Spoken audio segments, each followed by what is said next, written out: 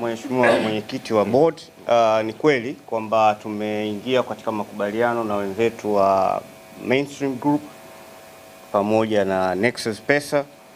Utaratibu kama tulivyosema, utoaji wa kadi za Simba unazingatia katiba yenyewe ya Simba, kwa maana utaratibu utakwenda vile vile katika mchakato kuanzia katika ngazi za matawi na kuja mpaka makao makuu kwa ajili ya kupata hizo kadi.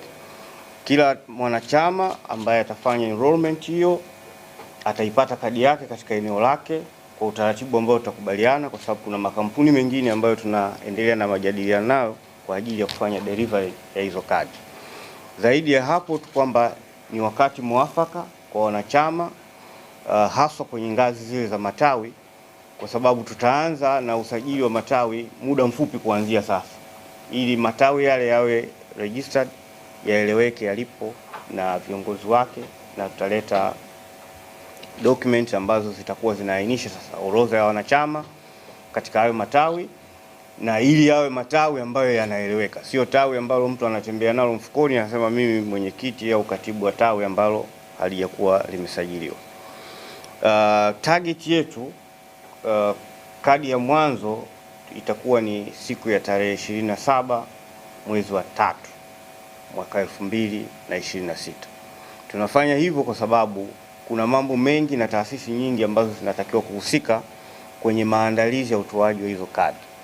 Ilikuwa ni muhimu sana kuwatangazia utaratibu huu ili wale ambao tumewapa majukumu watakapokuwa wanawasiliana na taasisi zinginezo, basi wawe ni watu ambao wamepata idhini ya club na tumetangaza kwamba tumewapa idhini.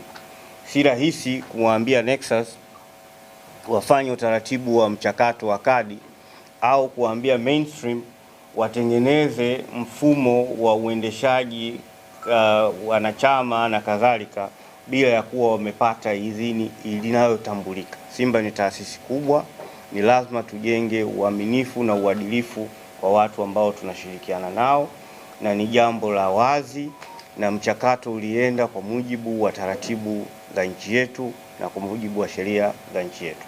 Kwa hayo machache, Mheshimiwa Mwenyekiti, nashukuru sana. Labda kama ulivyosema, nitaomba ulizie tumkaribishe mwenzetu wa Nexus kama analo la kusema na Mainstream Group wanalo la kusema, then kama kutakuwa na maswali tutajibu. Asante. Mchana.